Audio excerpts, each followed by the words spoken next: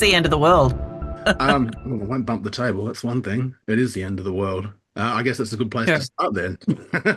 Yeah, it probably Um, is. I've got to watch this. Sorry, I've just come into this flat and everything's a little bit wonky. So I'll Uh, actually, I guess we'll just start with where'd the idea for the book come from? well, I was actually staying in Tasmania. My dad lives down in Tasmania, so I visit regularly. And I was down in Tasmania one January, and I was trying to write another book, which was giving me trouble. And I just thought, look, maybe I just need to think of a different idea and kind of put this one aside for a while.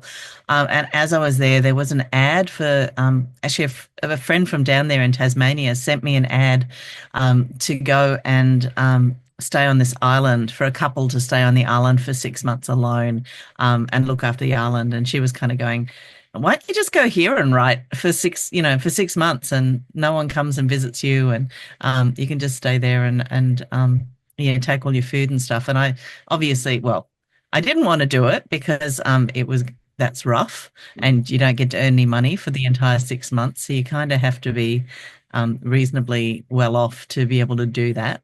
You have to sort of pack for the whole time. But I thought, but it's a really good setting for a book. And so that just kind of took hold, really. The idea took hold. And I thought, well, I'm just going to write about this and a couple going to this island and try and work out what would the story be from there. And it happened at a time when, it was about, when I first started, it was about 3 years ago. And I had just been, I'd been out as a trans person for 2 years and I'd been on testosterone for a year. And I just kind of was dealing with a lot of bodily changes and that sort of thing. So that as a background to where I was at, kind of married to the couple on the island for 6 months alone. And always, when I think about two people stuck for 6 months alone in one place, I think what could possibly go wrong? And basically everything could possibly go wrong. And that just kind of became an idea. Well, yeah, I mean, I don't know if we are going to is the way the book sort of evolves, is this sort of spoiler territory? Is it something you don't want to talk about in the context? Yeah, we Yeah, probably have to avoid, but I sure. can talk about the fact that it's about someone in a flux in their life. And, it's hard to talk about because what the book is actually about is kind of a bit of a spoiler. But my main character, Miranda, is, she's in a kind of a weird transitioning place in her life. She's at menopause and, menopause is a fucker. I don't know if you can say that on New Zealand podcast, but it's a Absolutely. fucker. It's being Uh, released in Australia, it's fine. You can say whatever you want. Yeah, Yeah, go for it. right. It's actually just, it's problematic. And so she's at a place in her life where she doesn't understand herself anymore. She doesn't understand her body. She's not the same person that she was, even a year ago. She's had a major accident that's caused her not to be able to dive, which is her happy place and the place that kind of rescues her from the real world. And so not being able to be in the water, do what she does for a living, she's just lost herself and she's lost her body. It's out of control. It's a runaway train at this point in her life. So everything is in flux for this poor woman who decides to go to the island for 6 months. I was going to say the ocean is such an evocative force in the book, without going in any other directions. And is that relationship the same for you in terms of the water and the sort of the intimate relationship with that sort of immersion? And are you a diver? I tried to learn to dive actually, and I failed to learn to dive. And the reason that I failed to dive was because my body's incredibly buoyant, and so it took so many weights to get me under the water to hold me under the water. There was too many. I had a weight belt full of weights plus weights in all my pockets, and it was impossible to stay under the water. I just kept floating up to the top. So I really thought that I would be a diver because I'm attracted to sea creatures. I've done a lot of kind of research into jellyfish and into octopuses just for my writing, really, but also because I'm interested in those kind of odd alien beings that live under the sea.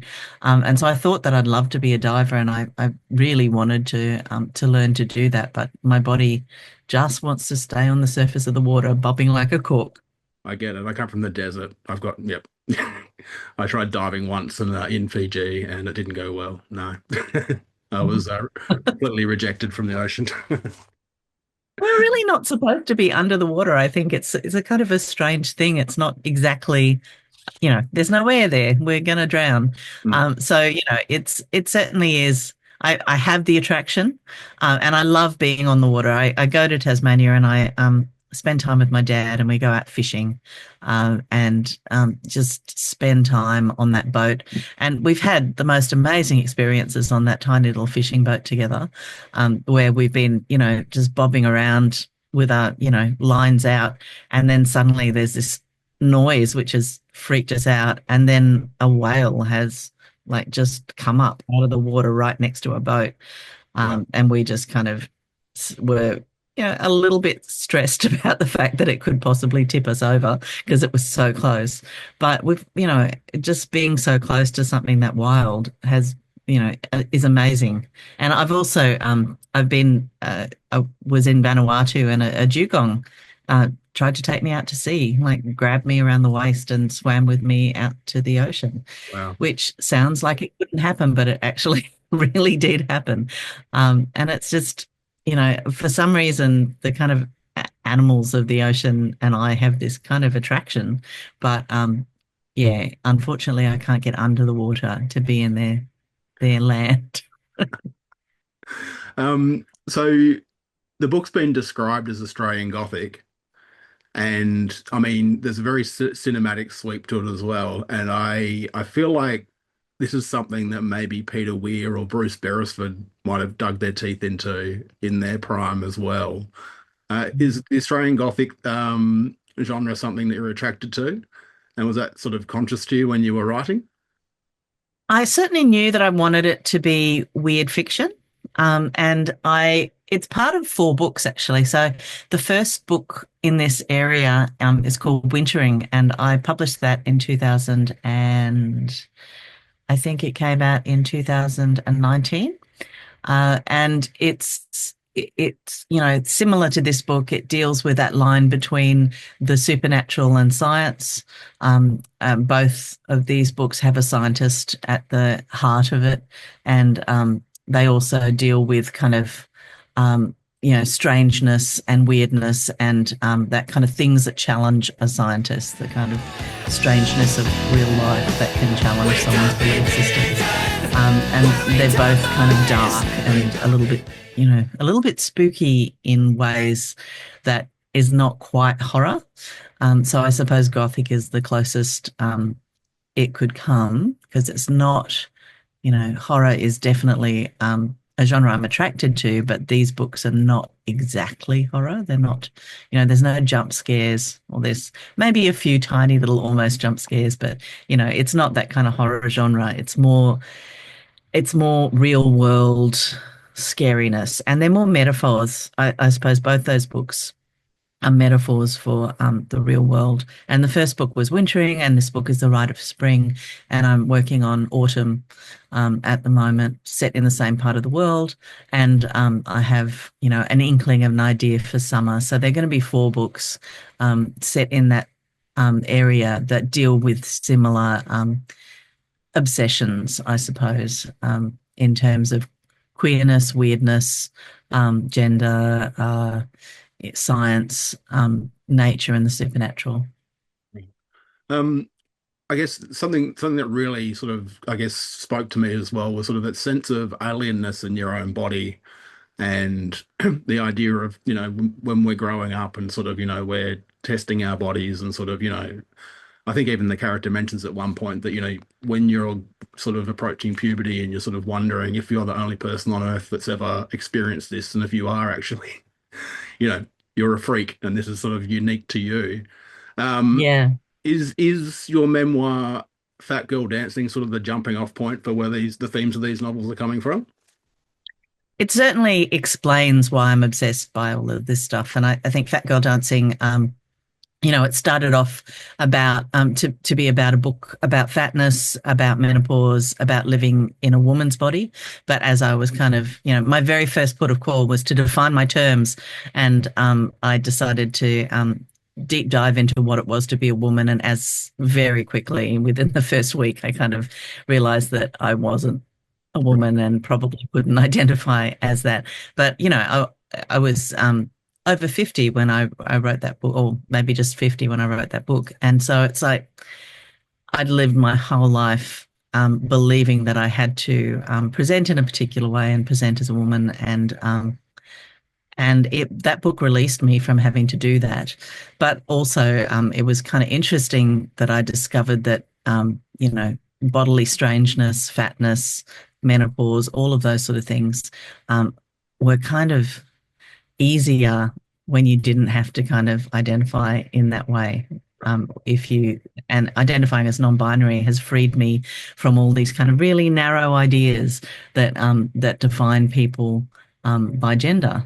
So it's been an amazing journey, and I suppose it really cracked open why I'm obsessed with bodies and the strange things that they do, and that really was a deep dive into my obsessions, which had been there all along. Like my very first book was about sex and about being a little bit odd and not really fitting the mold. My very first book, in fact, probably was a book about being non-binary, but I never actually knew that's what it was about. And a whole bunch of people have actually come up to me since, trans people have said, your book made me realize I was trans. And I'm like, man, someone should have told me at that point in time, when I wrote that book. It would have been really useful if someone had told me that's Why what am I that the was last about. person to find out? Exactly, exactly. But you kind of need to find these things in your own time. And it took me, 10 years to figure this out from the point of writing that book, or more probably. That was probably 15 years ago. Right. And, I needed those 15 years to kind of start exploring gender. And I also think that menopause kind of tipped me in that direction too, because the things that happen to your body at menopause are kind of, they really throw the idea of gender on its head. And so that really kind of helped me out in terms of kind of having to stick to a script. So it's been really interesting to kind of see that all those themes were bubbling away, deep dive into it, writing Fat Girl Dancing, and then, this book coming out on the tail of that, which has some of the same preoccupations. And of course, Miranda is in a body that's quite a large body as well, a body that's in menopause, and a body that doesn't quite feel right in the world. So is there anything you wouldn't write about or anything too personal? No, I don't think so. I think that I've always had this kind of idea that if you don't want to write about something, and if something scares you, that's exactly what you should be writing about.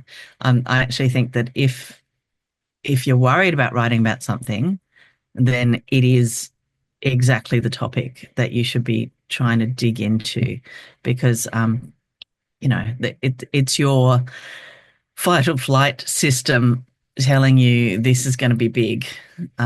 Probably your self-preservation is trying to avoid dealing with this sort of stuff, but really you should be just dealing with it. You should be running straight at it.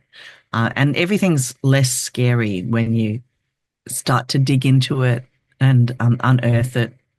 It's why in Fat Girl Dancing, that was the hardest book I've ever written, because writing about fatness, it's quite revealing, and it touches on all your kind of insecurities and all the things that make you feel bad about yourself. So I was constantly mired in the mud of self-deprecation while I was researching and writing that book.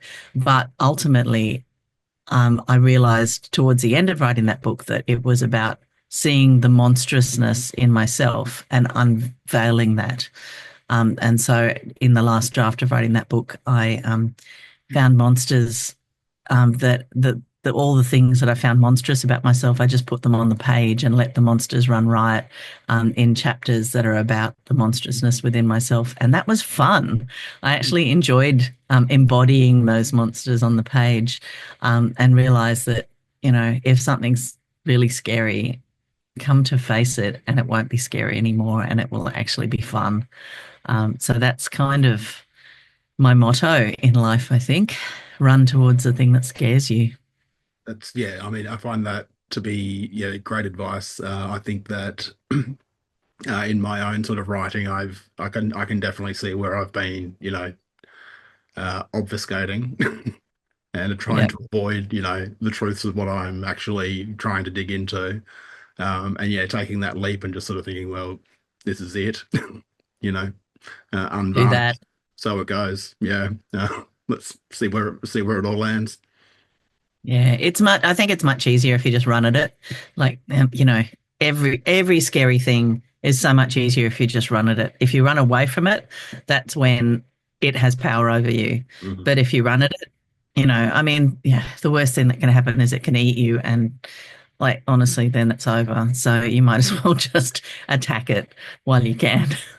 And yeah, you've got the indicia saying that it's no characters are actually representative of anyone living or dead to sort of give it a little bit of a veil as well in this case. Yeah, yeah, that's right. In fiction, you can kind of go there, but Yeah. fiction's always a metaphor for something. I think for me, fiction's more revealing than my memoirs are, because you can write about things that you've been just tiptoeing around in a memoir because you don't want to upset somebody else. But in fiction, you can actually write about those relationships that are really problematic for you without feeling like you are landing somebody else in it. Yes. And I think without giving anything away, you went for it in Rite of Spring. I feel like there might need Yeah. to be a follow-up where we can talk about the the revelations. But yeah, it's I really, really loved I tore through it in like a day. Oh, I was cool. so yeah, I was so yeah, thrilled to just yeah, be immersed in what just amazing sense of place, like your visceral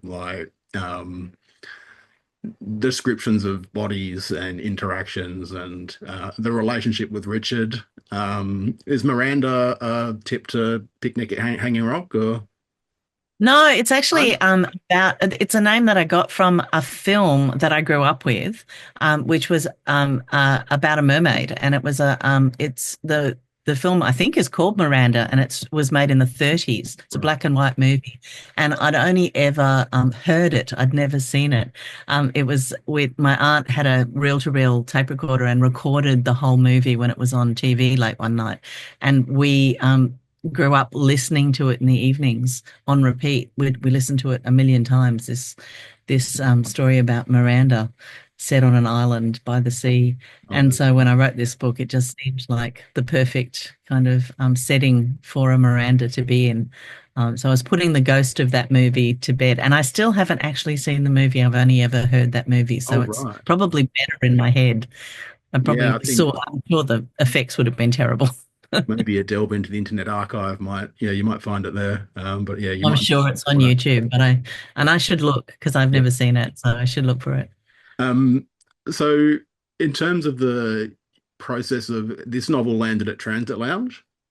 Yes, And yeah. so what was the sort of the process of it ending up there and the sort of relationship with Barry at Transit Lounge? Because they're such an interesting publisher and they're, such a diverse array of voices they release. So Yeah, that's Barry's great. Like, I've known Barry for a while because I was working at a bookshop and I was the event coordinator at a bookshop for 27 years. And during that time, I'd worked with Barry, who'd, always kind of brought us the most interesting books to launch. And I'd always been fascinated by his list. And they look so good as well, like as objects. His books just have beautiful jackets. And I've always been very attracted to his books. And so I'd been with text publishing for most of my publishing career, had, 8 books out through text and a poetry collection through UQP. Um, But text publishing got sort of swallowed up by Penguin. So it's still text, but it's with Penguin Random House. And that was the kind of end of my relationship with text. They kind of wanted to narrow their list and so it was time, it was really time for me to leave there. And so my agent was looking around for other publishers. And I saw a couple of books come out through Transit Lounge that just really attracted me, and I was very interested in them. So we gave it to Barry, and Barry just loved the book. So that was, it was, a tiptoeing into that relationship because I hadn't, really interacted with anyone except for text before. But when they gave me a suite of jackets to look at, and they gave me 5 jackets, and they were perfect. Every single one of them could have been the perfect jacket. I realized they'd got it. I knew Barry had got it, and the artist who designs all their covers had really got it. And that made me feel really comfortable with the fact that they were right. And I feel, in this lead up to it being released, I do feel like they understand the book and they're going to know how to pitch it a lot better than my previous publisher. So I feel a sense of excitement. That's great. So is there you're doing talks around the capital cities or? Yeah, yeah. I'm starting in Tasmania because I'm actually going to be down there for all of June. So just at the end of June, just before the book comes out, I'll do my launch down there. And Dark Mofo's on as well. So the library has got me doing a talk during Dark Mofo. So that will be good too. And then I'm going straight from there to Sydney. Going to do a launch in Sydney the beginning of July, and then straight from there to Melbourne, and then back here and launching here. So that's my little mini tour, and then there'll be some festival stuff happening towards the end of the year. So yeah, Exciting. No lighthouse readings. No. well, I actually wouldn't mind doing. I think that would be really great. There's a lighthouse that I went to when I was finishing this draft, which is in uh, New South Wales. So it's sort of central New South Wales. And I went and visited this lighthouse, and that would be a fantastic place to do like a little kind of, a little launch thing. But we haven't kind of set that up yet. But thanks for mentioning it. I I think was going to I'll say, yeah, because I did I was doing some writing in Tasmania for a publication a few years ago, and did the tour through during Dark Mofo, and there's just so many great locations down there for oh, events like that, just on the Midlands Highway even. Not really everywhere in Tasmania. so much history and so much, it's also heavy, and things feel weighted wherever you end up. Uh, Yeah. that mood definitely came through in the book as well. I think that's why I love to write about Tasmania because I spend a lot of my writing time down there just to visit my dad. And we kind of discovered the island on a motorcycle trip together. We rode motorcycles from Queensland all the way down to Melbourne and across on the ferry, and then our bikes around for 3 weeks around Tasmania. And since then, Dad's moved down there, and I've been down every year for at least a month, if not longer. And most of my intensive writing happens down in that area, and it's impossible not to let that influence what you're writing about. The landscape is it's so intense. The Yeah. landscape's amazing. Yes, I'm going to ask you a very hack writer question, but I guess everyone needs to ask it. What's your process like? How do you get set up, and what's your day-to-day writing routine like? It's a bit erratic in that I don't, it's not one of those things where I write every day and I write in these particular hours. I write best when I'm in a public space like a cafe, Oh, because I like having noise and ideas kind of invade my head from the outside world. So I do like being somewhere in a public space to do a lot of my writing. But for most of my books, they've kind of kicked off in Tasmania, often right down south of Tasmania, so where there's hardly any people, and it's actually quite spooky and in winter because it's cheaper to find accommodation in winter. So they've often been during winter in the south of Tasmania, and mostly just stoke the fire and spend my time working all day. So on little retreats, I have this kind of, bubble of silence and deep dive into it for, a few weeks at a time. But on my day-to-day writing process, I tend to take myself off to a cafe and work up until, ordering lunch there, or, so that at least you're paying some money back to Sure. the space that's hosting. And then I'll, have lunch and then work as long as I can until they need to kick me out. And then, try and repeat that as much as possible.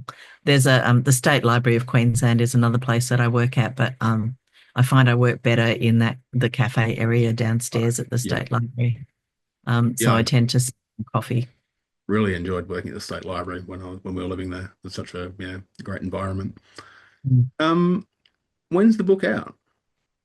It's out at the beginning of July. Okay, that's Yeah. So and I guess for everyone who's watching, where can they find you? Where can they find the book on social media, publishers, the publisher's website, those sorts of things? yeah, the publisher's website, I've got a website which is chrissykneen.com, KRISSY.com. KRISSYKNEEN.com. I'm also on social media. I'm on Instagram. So that's KKNEEN. So at Kneen on Instagram.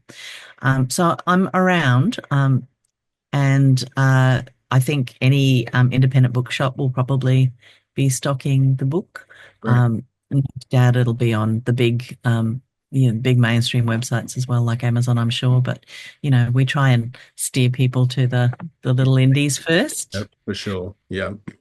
But Transit will do that, I think, on their website. I think they already have. Great. Yeah. That's so exciting. I'm yeah, really pumped for you. It's such a great book, and I really appreciate your time right this evening. Yeah, I hope it goes well, and I'll look out for a lighthouse tour as well. Lovely talking to you. Thanks, Chris.